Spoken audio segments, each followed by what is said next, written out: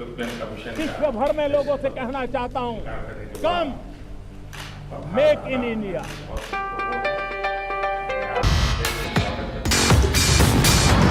Namaskar. A very warm welcome to one of the greatest leaders this planet has ever seen, our Honorable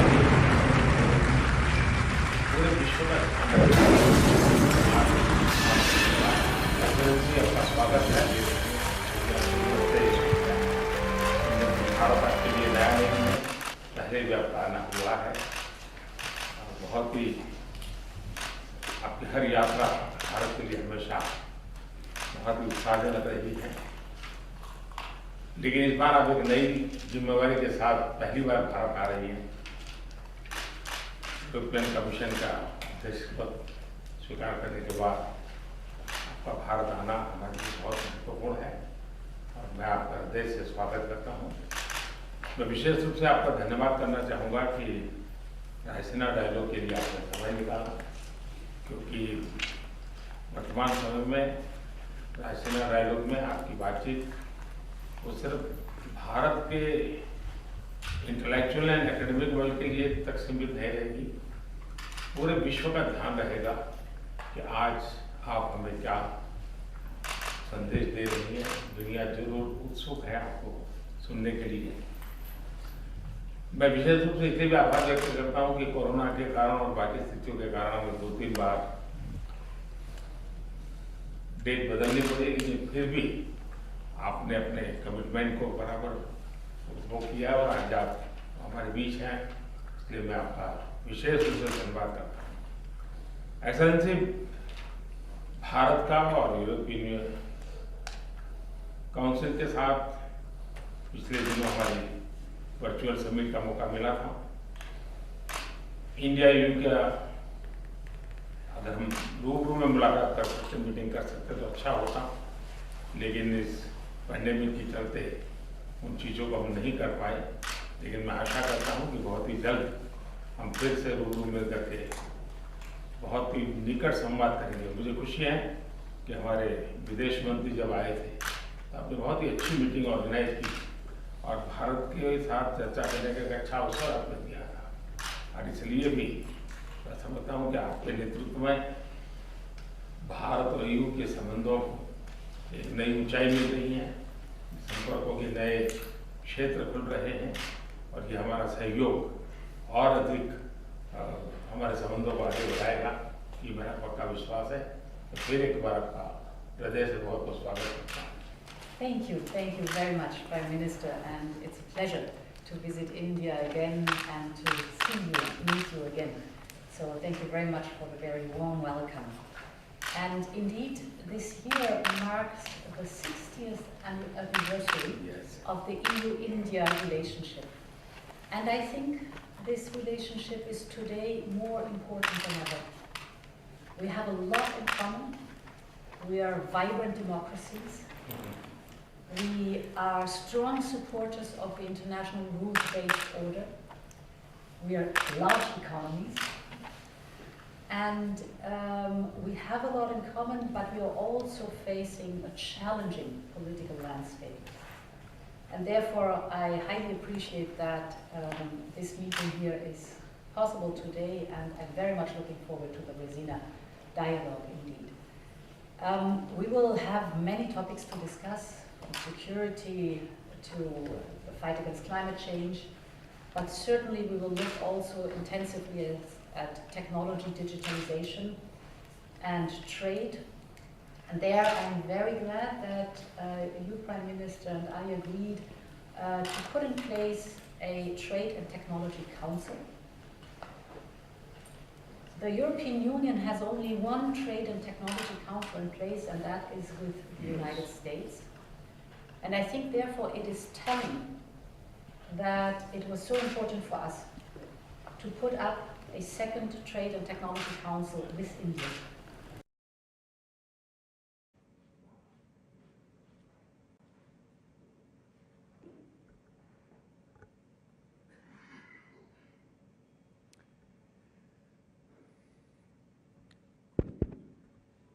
Honorable Prime Minister, Shri Narendra Modi ji, Your Excellency, President von der Leyen, honored guests, friends and colleagues, I'm thrilled to welcome you in person to New Delhi. We've been waiting to meet each other again.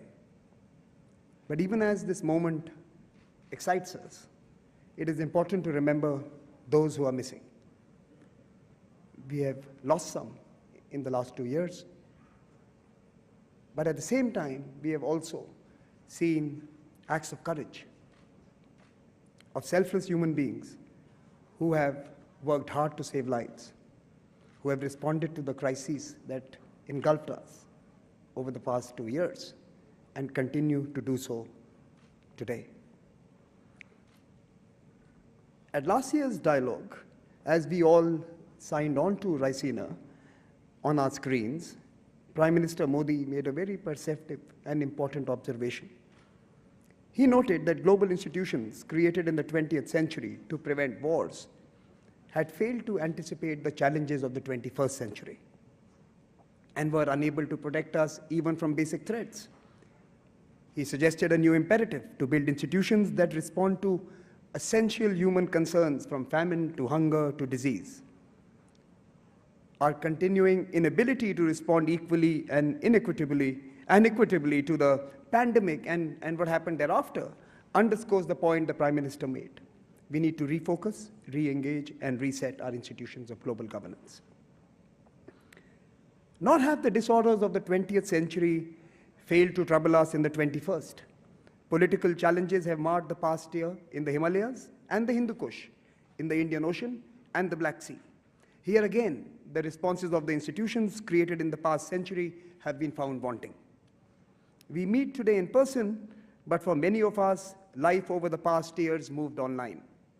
We relied on technology to earn a living, to stay connected with friends and family. And yet, this life-giving online world itself became a new battleground. Infodemics, cyber attacks, online frauds. As our lives became virtual, so did our threats. Our worst fears followed us online.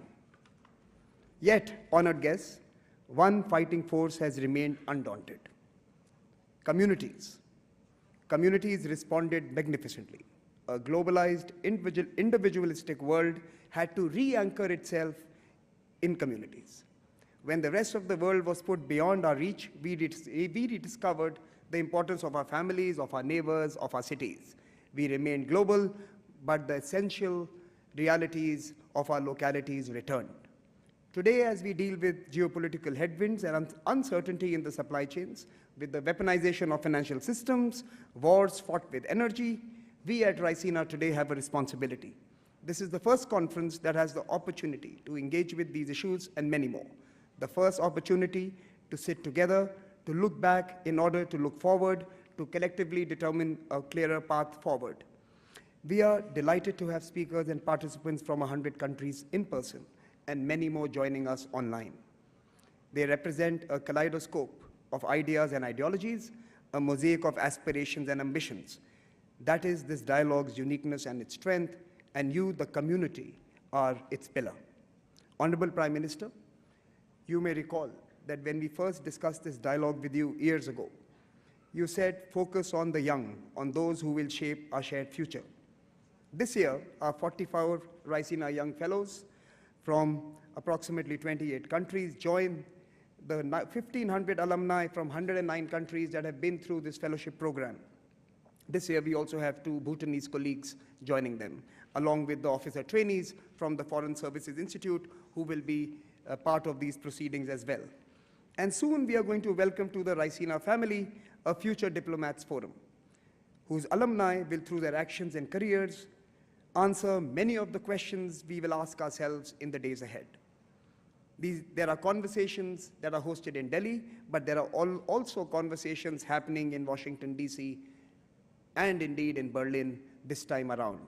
Hopefully next year, we will also have an in-person gathering in Canberra. The Raisina Dialogue will follow the sun in search of solutions to the most pressing questions that unite humanity.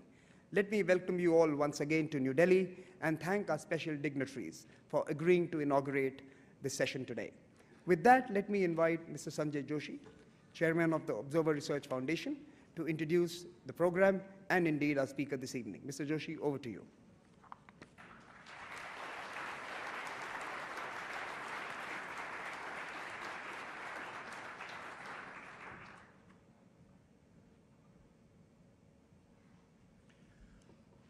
Good evening and a very warm welcome to the distinguished gathering assembled here in this room once again. We are assembled in person after a hiatus of 2 years. Last year was an online forum when we gathered together at the Raisina Dialogue in front of our computer screens. So very good evening, Honorable Prime Minister Shri Narendra Modi ji, Her Excellency Ursula von der Leyen, President of the European Commission and our chief guest for this evening, Honorable External Affairs Minister Mr. Jaishankar, partners from the Ministry of External Affairs, ministers, admirals, delegates, experts gathered from 100 countries, and our young Raisina fellows in this room. We host this year the Raisina Dialogue, I must confess, with some trepidation. Now, this dialogue was created as a venue for conversations between global statesmen, thinkers, leaders across politics, government, businesses, media, civil society, you name it, a vast array of expertise to bring it together in the rooms of the Taj Palace. I speak with trepidation because even as we were battling to recover from the devastation struck by this once-in-a-century pandemic, we were also struck by two other bolts which just came out of the blue. The first saw a dark veil descend over Afghanistan in our neighborhood. That was August 2021. And the second has just redrawn the Iron Curtain across the heart of Europe. The Raisina Dialogue 2022 takes place in the lengthening shadow of these events. And our theme for the year, Terra Nova, impassioned, impatient, and imperiled, seeks to interrogate our responses as a global community to all three watersheds.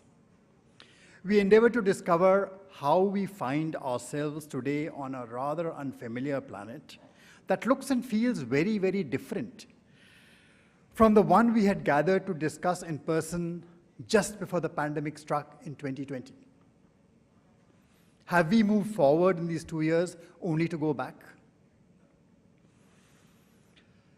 Just as the collapse of Kabul in 2021 was seeking to signal a new geoeconomic architecture that sought to respond to the strategic competition of the 21st century, February 24th threw us back into the old bipolar global order of a bitter Cold War that the world should have relegated to history books 30 years ago. And together, the pandemic, Kabul, February 24th, these three events today force us to examine the political undergirding of what has become a rapidly deglobalizing world. The cracks in the multilateral liberal system are now tectonic rifts. And if history is any indication, such a confluence of event chains coalescing together can alter global power dynamics and reshape the world order. And that is the kind it's been spoken of as inflection point, and that is the reason. No pandemic that should have brought us together ended up exposing the limits of transnational cooperation. We divided the world into the haves and the have-nots. We recreated the rifts which we had again forgotten between the North and the South. It made us acutely aware of the frailties of global public goods, of supply chains, of global institutions. Large tech companies gained influence across a multitude of sectors, from financial services to healthcare, and regulators were struggling to keep pace. Authoritarian states perfected the use of technology for controlling lives, and technology itself spawned a new generation of deep fakes that brought us to the post-truth era. Our health, our safety, our well-being are all become part of someone else's business model. We don't control them. And the sanctions following the conflict in Ukraine now undermine trust in the integrity and the cohesiveness of the global financial system, which was once considered the backbone of global value chains of global innovation. And climate action, unfortunately, has been reduced to trending hashtags and empty speeches, even as the taps of green finance and green technology continue to run dry. So we are in the midst of a perfect storm, and our assumptions are shaken. It is no longer the time to hark back to a pre-pandemic normal. It no longer exists. The riddled as that normal was with inequality and exclusion, this is the time for a new, unknown world. A time to talk coherently about what is substantive, what is sustainable, and thereby make the right choices. And this is the challenge right here for all of us in New Delhi at Raisina 2022. The war in Ukraine sadly continues, but we believe so must this dialogue that gathers diversity across 100 countries and gives us perhaps some reason for hope. Madam Excellency, there's no better way to commence these conversations at the Raisina Dialogue than to have you here to deliver tonight's inaugural address. I recall welcoming you to the ORF in 2015 as the Minister of Defense, then, of the Federal Republic of Germany. And today it gives me even greater pleasure to have you as the Chief of the European Union. Madam, the floor is yours.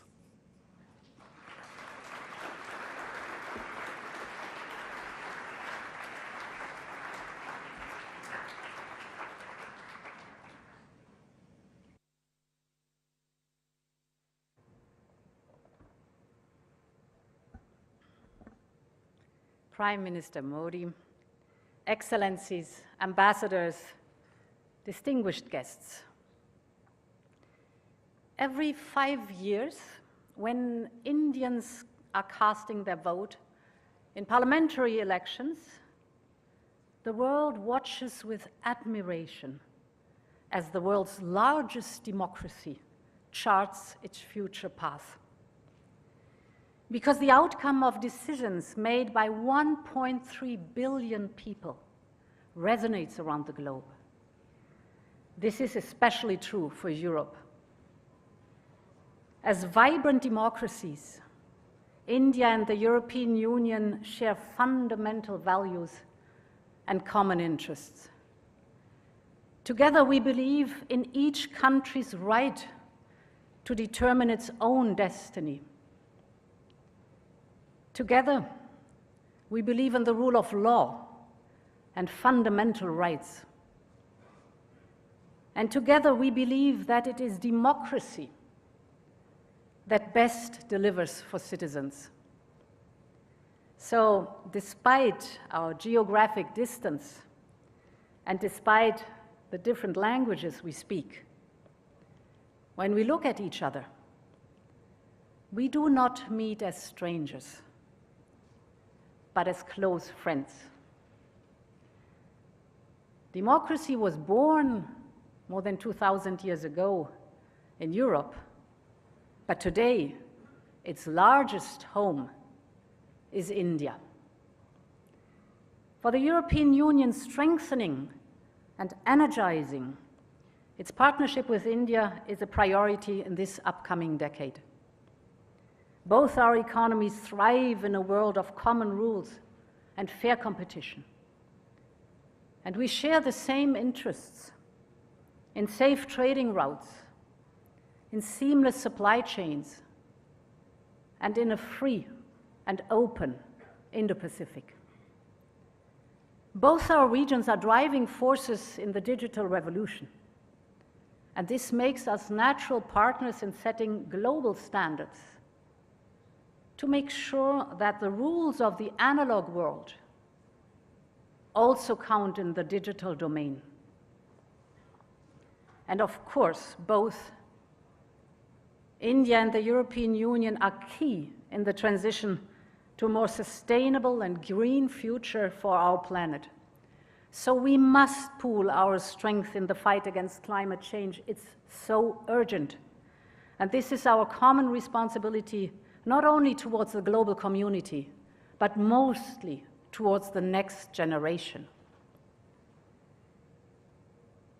However, our values are not shared by everyone. We all see the rising challenges to our open and free societies. This is true for the technological and the economic domain, but it is also true for security. The reality is that the core principles that underpin peace and security across the world are at stake, in Asia as well as in Europe. The images coming from Russia's attack on Ukraine have shocked and are shocking the whole world. 2 weeks ago, I visited Bucha, the suburb of Kyiv, which was devastated by Russian troops as they withdrew from the north of Ukraine. I saw with my own eyes the bodies lined up on the ground. I saw the mass graves. I listened to survivors of atrocious crimes the Kremlin soldiers committed. I saw the scars of bombed schools and resident houses and hospitals. These are severe violations of international law, targeting and killing innocent civilians, redrawing borders by force, subjugating the will of a free people. This goes against core principles enshrined in the UN Charter. In Europe, we see Russia's aggression as a direct threat to our security. We will make sure that the unprovoked and unjustified aggression against Ukraine will be a strategic failure. This is why we're doing all we can to help Ukraine fight for its freedom. This is why we immediately imposed massive, sharp, and effective sanctions. Sanctions are never a standalone solution. They are embedded in a broader strategy that has diplomatic and security elements.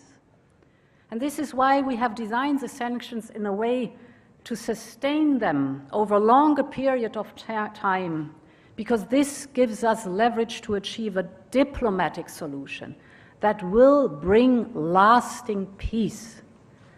And we urge all members of the international community to support our efforts for lasting peace.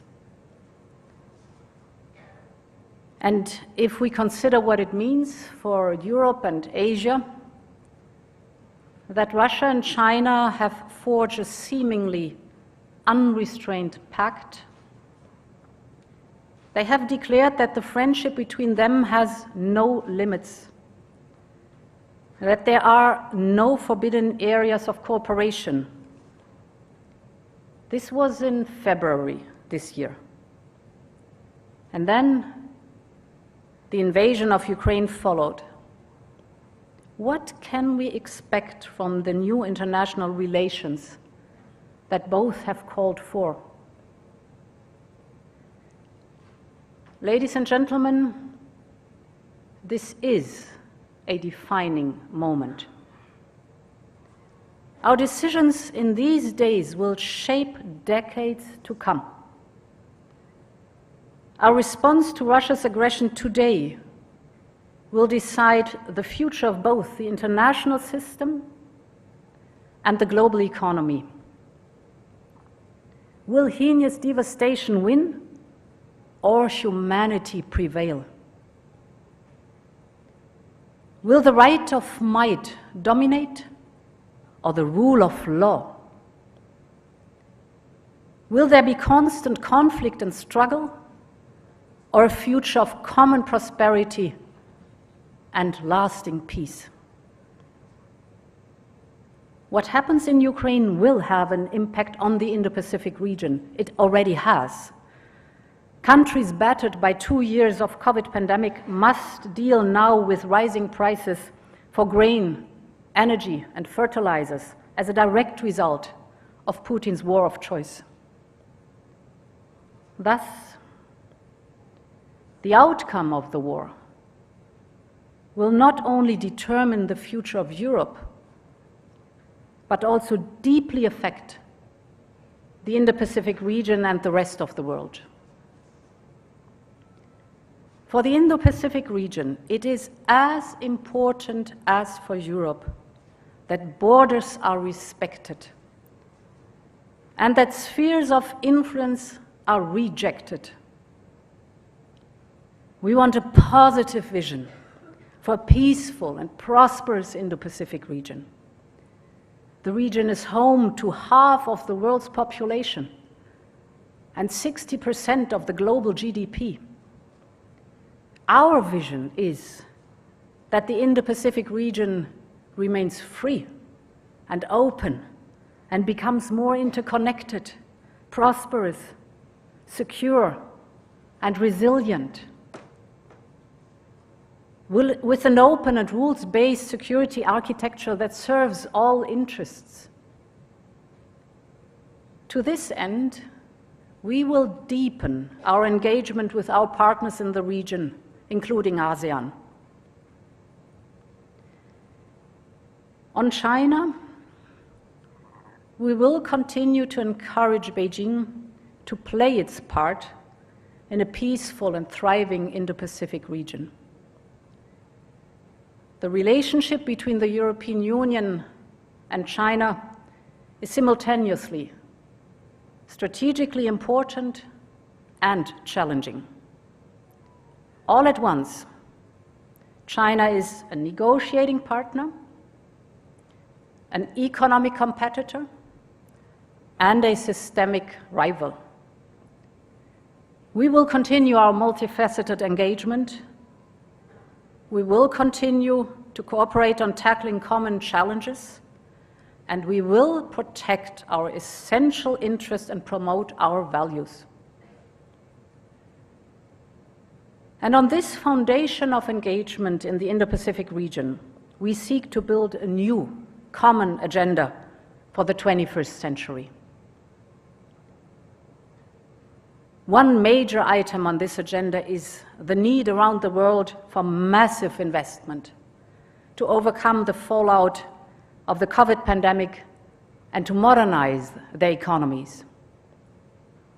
And as a consequence, some countries have been forced to take unsustainable offers. They face a situation where they do not fully control their own infrastructure, be it seaports or airports, be it bridges or railways. But investments in our future should never come at the expense of a country's independence. Throughout the 2020s, developing Asian countries will need to invest more than 5% of their gross domestic product to meet the infrastructure needs of their own fast-growing economies. This means globally over $1.7 trillion per year. The needs are massive, but so are the opportunities. This is why we have introduced Global Gateway. Global Gateway is Europe's vision for investment in clean and sustainable global infrastructure. Global Gateway will enable up to 300 billion euros to support major infrastructure priorities around the world. From clean energy to digitalization, you name it, our offer will be transparent and values-driven. With Europe, what you see is what you get. And let me focus on specifically 2 points. First, on climate action. And here, let me take energy. Energy demand, for example, in India, has doubled since 2000. And this is good news, because it means better living conditions for millions of people. Over the next 20 years, India will need an additional energy capacity that is equal to the entire European energy consumption, additional. So the question is, will this energy be clean? Or will it poison our air that we breathe? Will the energy be renewable and homegrown? Or will it increase our dependency and allow for blackmail in the future? I was very glad, Prime Minister, to hear that you declared that India will be energy independent before it celebrates its 100th birthday of the country's independence in 2047.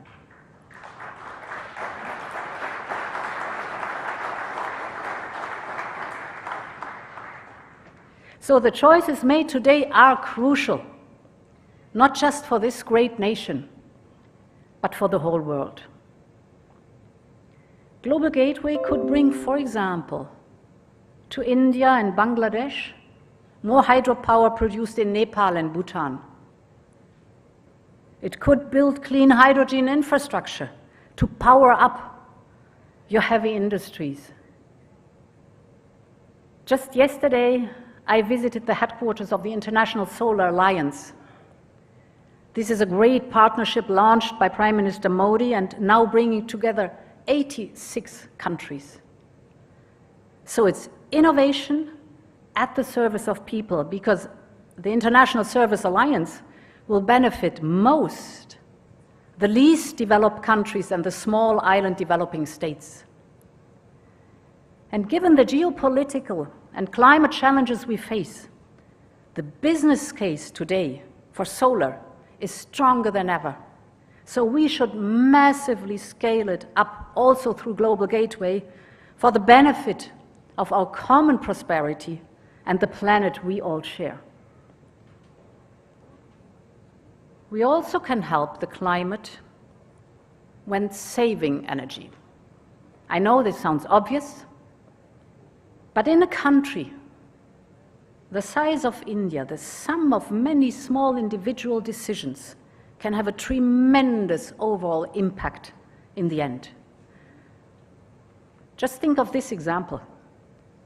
As prices drop dramatically, in recent years, millions of Indians switched from using traditional old light bulbs to modern LED lighting technology. This resulted in annual energy savings of 30 terawatt hours. This is roughly enough to power 28 million average Indian households for a year, just by saving, or for the whole of Denmark, just through saving energy. So there's really big time potential in energy efficiency and energy savings. We also need to strengthen our cooperation in the digital field. This is my second point. Because cutting-edge technology is at the heart of our future cooperation. And Asia is a powerhouse when it comes to new technologies, from artificial intelligence to quantum computing. Our cooperation is about more than investment and infrastructure. It is about talent and technology based on fundamental values, on standards, for example. Today, India and the European Union both recognize that we are better off when we develop global standards for new technologies such as 5G, instead of seeking separate national solutions. And we share many of the same values when it comes to the digital world. We share the idea that privacy should be guaranteed online as well as offline. And that technology should enhance individual freedom, not the state's ability to control us. Think about data protection. European companies outsource many of their IT processes to Indian companies. Europe generates almost 1/3 of the revenues for the Indian business process outsourcing sector.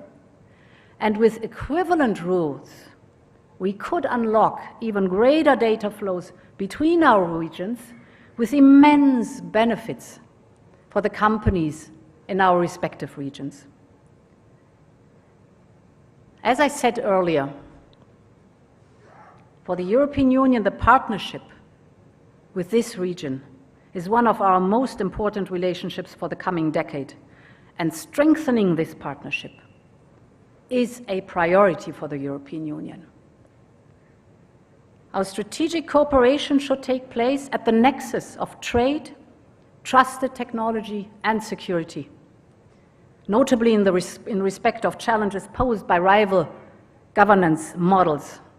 And therefore, I am very pleased that today Prime Minister Modi and I have agreed to establish an EU-India Trade and Technology Council to tackle key trade, economic, and technological challenges.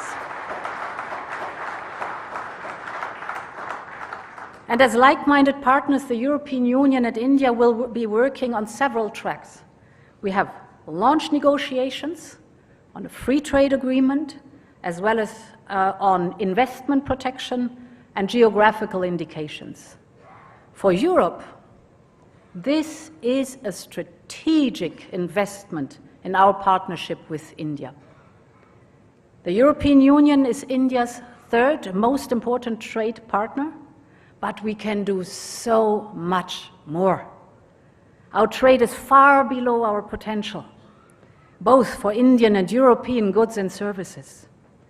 So this deal will bring new technologies, new investment, an unprecedented integration into shared value chains. We are the two largest democracies in the world, and together we have a lot to give for the benefit of the people. Ladies and gentlemen, we are living indeed in a terra nova, as the title of this year's Raisina Dialogue suggests. We all have to choose whether we want a terra nova to be wild, dangerous, and an unlivable place, or a better home for all humankind.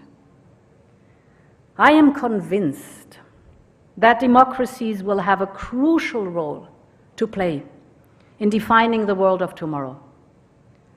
I want Europe to be a partner for Asia in shaping this new world, a world of independent yet interconnected countries, working together for a more prosperous and peaceful world, working together for the benefit of humankind.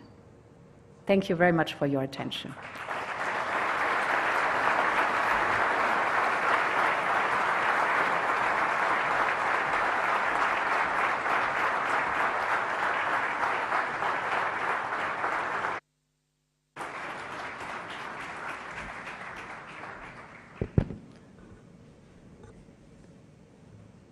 May I now request the Honorable External Affairs Minister of India, Dr. S. Jaishankar, to propose a vote of thanks.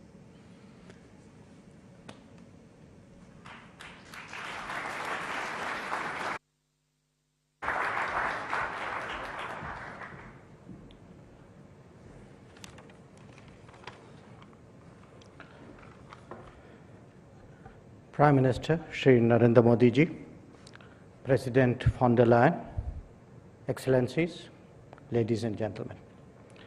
It's a great pleasure to propose the vote of thanks at the inaugural of the 6th Raisina Dialogue.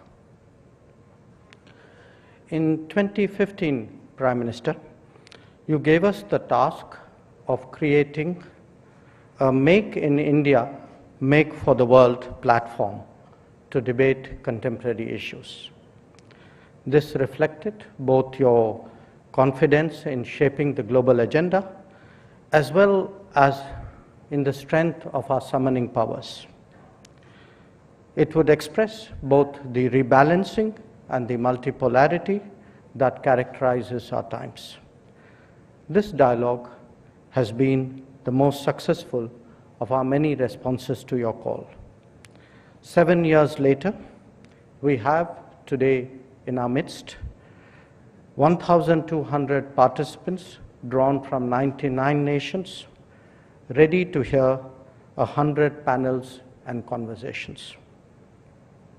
And I can say this with all humility, that the Raisina Dialogue is among the best in its class. Among the geographies that have partnered this endeavor as it developed, Europe has clearly stood out. It is therefore only fitting that the keynote address today should be delivered by President von der Leyen of the European Commission. She and Prime Minister Modi were the co-chairs of the 27+1 EU summit at Porto in May 2021 that has set new directions for our partnership. Her personal leadership was largely responsible for the impetus given to the initiatives designed to take our ties to the next level. These include an FTA, an investment agreement, and a geographical indications agreement. Earlier today, we announced the launching of the Trade and Technology Council as well. This coordination mechanism will facilitate our working together on expanded trade, on trusted technologies, and on security. The European Union has already articulated an Indo-Pacific and a connectivity strategy, respectively, that contributes to our convergence. Our climate action, digital, and other conversations are getting increasingly serious. And as we have heard, the EU is approaching global challenges with a much sharper strategic awareness. Indeed, these are the subjects of discussions at this very dialogue. Let me therefore conclude by thanking President von der Leyen for her very thoughtful address that has set the tone for our deliberations. Our collective appreciation, naturally, to Prime Minister Modi, who remains the inspiration for this dialogue. I recognize the commitment of the organizers, Observer Research Foundation, whose painstaking preparations are so visible, and I'm sure that you all equally applaud. And not least, I thank all participants and those who have joined us virtually for being part of this exciting journey. Thank you very much.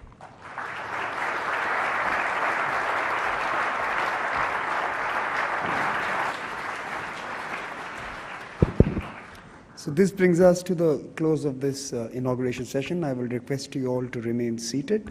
The Honorable Prime Minister and Her Excellency President von der Leyen will leave the room.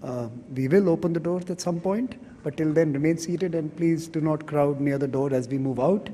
There are dinners that you can join, and you would have received invitations, and we'll proceed to those venues. Thank you very much, sir.